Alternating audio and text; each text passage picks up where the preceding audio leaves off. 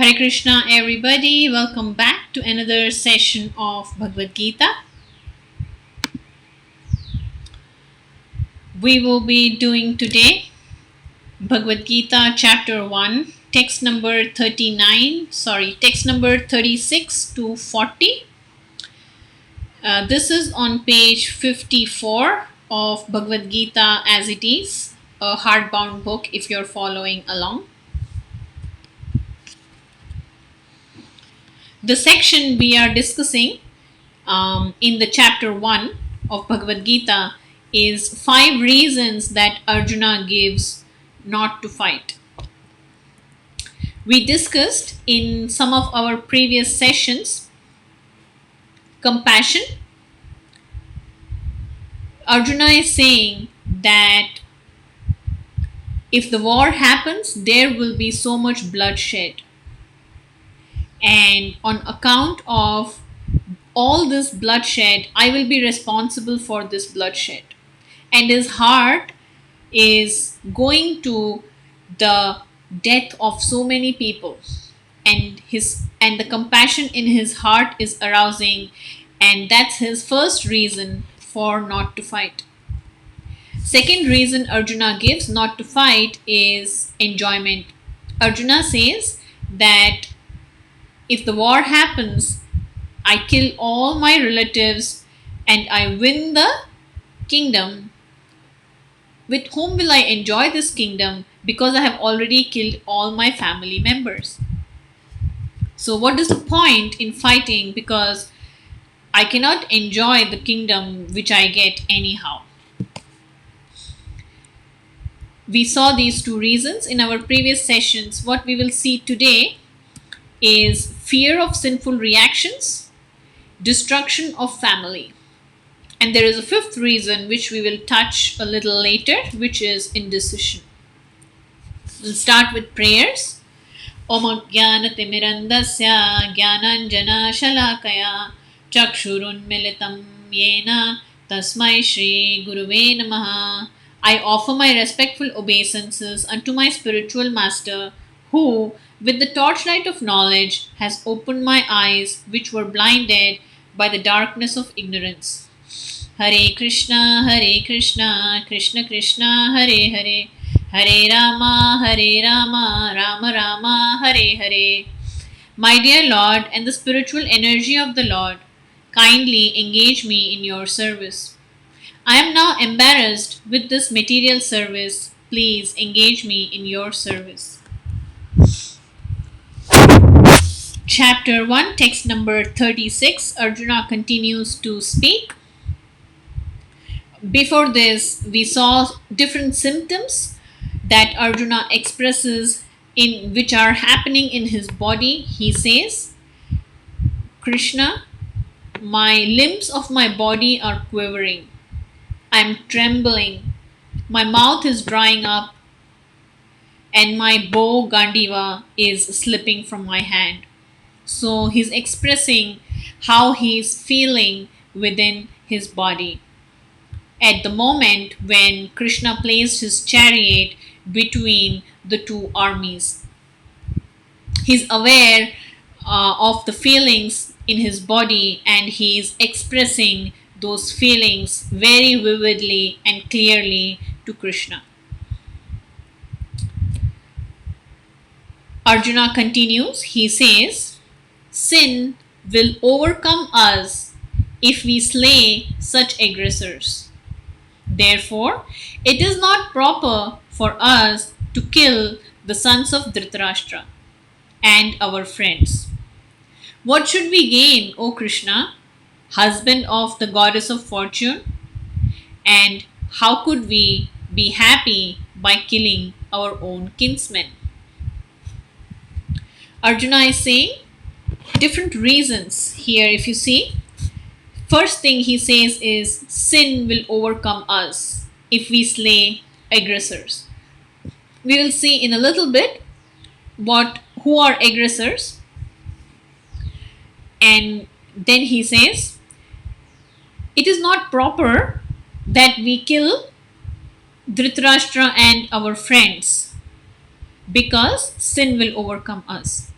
One thing to note here is Arjuna is not telling sin will overcome me. Arjuna is telling sin will overcome us because Krishna is partner in that battle. Krishna is driving Arjuna in the battle. And he's saying, what should we gain, O Krishna? He addresses Krishna as husband of the goddess of fortune. Goddess of fortune always brings auspiciousness in one's life. And Arjuna is saying, Krishna, you being the husband of the goddess of fortune, why are you bringing inauspiciousness in my life by asking me to fight? And how could anybody or how could we be happy by killing our own kinsmen? Those are Arjuna's reasons, and his main reason here is sin will overcome us. Yeah, Arjuna is being moral. He's saying, how can I kill? Because killing is sinful. Now, let's see what is a aggressor. And this is a principle. There are 6 kinds of aggressors, and these when one kills these 6 kinds of aggressors, then there is no sin incurred. What are those 6 aggressors? The first one is a poison giver. Suppose somebody gives poison to a person and tries to kill that person. If one kills such a person, then no sin is incurred. In Pandava's case, Bhima was fed poison and Bhima was tried to kill. One who sets fire to the house. If somebody is setting fire to the house in which I live, then I can kill that person and I will not incur any sin. This was also done by Dhritarashtra and his sons. They had put Pandavas in a house of lac, and the house of lac was set on fire. One who attacks with deadly weapons. Several times, Pandavas were attacked by Dhritarashtra and his sons. One who plunders riches. So they took away all the wealth which actually belonged to the Pandavas. One who occupies another's land. They took away the kingdom. Dhritarashtra and his sons took away the kingdom which rightfully belonged to Pandavas. One who kidnaps a wife. They tried to make Draupadi naked in front of the whole assembly. So, the principle is, if anyone does any one of these 6 acts, then we can kill them and we will incur no sin. In the case of Pandavas, Dhritarashtra and his sons did all 6 of them. And Arjuna, on account of being a saintly person, he is saying, I want to forgive them. Arjuna is thinking, I am not an ordinary person. If I am an ordinary person and I kill the aggressors, that's fine. But Arjuna is saying, I am a saintly person, and on account of saintliness, I want to forgive these people. Second point Arjuna is thinking is he's thinking that the aggressors are not somebody else. The aggressors are my family members. They are my sons. They are my grandsons. They are my father, grandfather. And because they are my own family, he wants to forgive them. The point Krishna is making is being saintly is good, but being coward is not good. The example of Lord Ramachandra can be taken. Ramachandra was a saintly person. Everybody wanted to live in his kingdom because it was peaceful. At the same time, when Ravana kidnapped his wife Sita Devi, he showed him proper action by fighting with him and getting Sita back. So, saintliness is good, but being coward and running away from one's duty is not good. And that is what Krishna is telling Arjuna. Arjuna continues further, text number 37 and 38.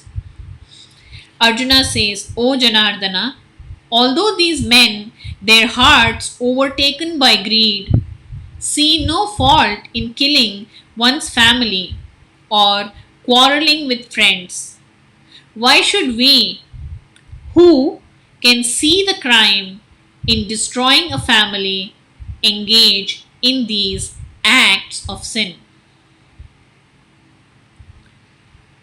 Arjuna is a very thoughtful person, and Arjuna is saying these people, they are overcome by greed, they cannot see right,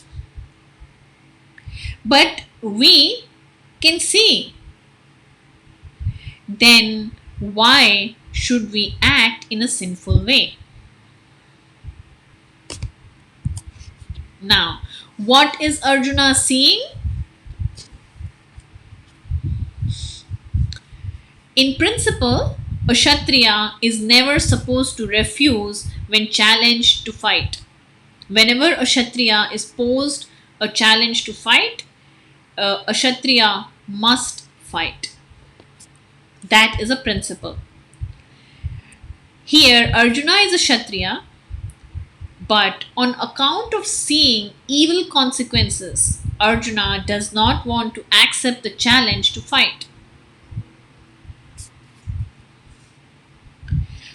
Now, considering all the pros and cons, Arjuna decided not to fight. This is a saintly heart filled with compassion, someone who has tried to burn me, who tried to kill me, who tried to take away my wife, who tried to take away my money, who tried to take away my land. I, in this case Arjuna, wants to forgive them when Krishna, the Supreme Personality of Godhead, is right by his side and Krishna is telling him, Arjuna, I am with you, fight. And Arjuna is not proud and arrogant on account of having Krishna on his side. Rather, Arjuna is being very humble and Arjuna is being very thoughtful. He's saying, Krishna, there will be evil consequences. How can we fight? How can we accept such a challenge? Although the opposite party is bent upon fighting, how can we fight? Because we know better.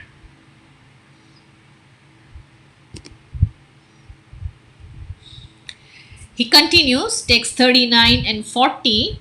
He says, with the destruction of the dynasty, the eternal family tradition is vanquished. And thus, the rest of the family becomes involved in irreligion. When irreligion is prominent in the family, O Krishna, the women of the family become polluted. And from the degradation of womanhood, O descendant of Vrishni, comes unwanted progeny.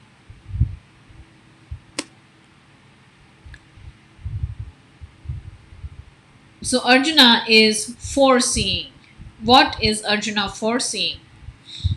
Arjuna is seeing that in every family there are religious traditions that people do follow, which will help people to grow in a spiritual way. He's saying these religious traditions are being maintained by the elders of the family. The elder people in the family train the younger ones to follow the religious principles so that at the end of their life, they go back home, back to Godhead. So the principles are taught by elders to the youngers. Now, if the fight happens, the elders of the family are gone. They die in the battle. And there is nobody to train the younger ones to follow spiritual path. And because there is no training to the younger ones, what will happen is the younger generation people will become irreligious and they will fall into irreligious habits. They will lose their chance for spiritual salvation. Because of that, what happens? The men in the family die and the women become widow, and there will be other men who would want to mix with these women, and then the population that would come out of such mixing will be a very unwanted population which will bring chaos in the society. The society will become corrupted. So, Arjuna is not taking into account all that which happened with him. He is not acting from a platform of anger. He is not acting from a platform of taking revenge because so much injustice happened to him and his brothers. In fact, he wants to act from a position of being a well wisher of everyone.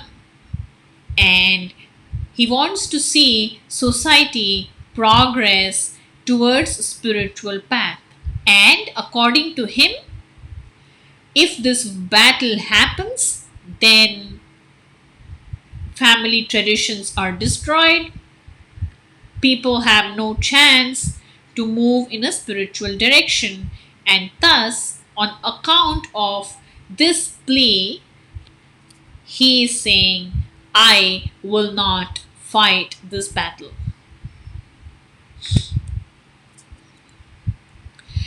It is important that whatever action we are supposed to take or we are impelled to take in our life, we take a pause, a little pause, and think, how is this going to impact people around me? How is this action of mine going to impact the society? That's what Arjuna is doing. He's taking a pause and saying, Krishna, I don't think we should fight.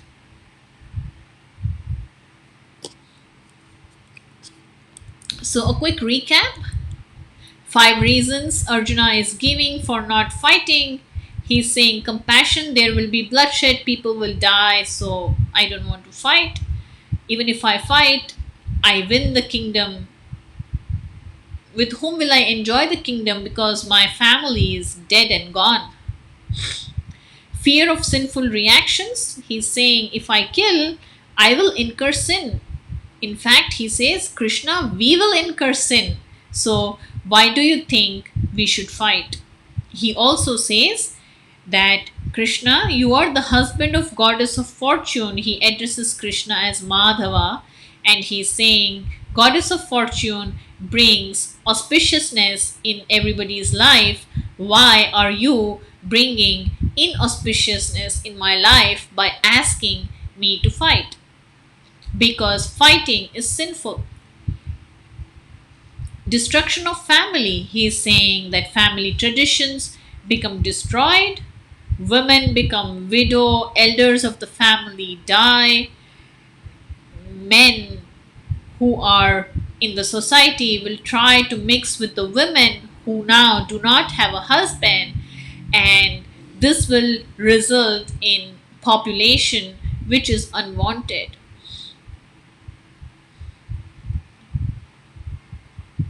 We haven't touched the fifth one yet. Fifth one is indecision, which we will be covering in our next sessions.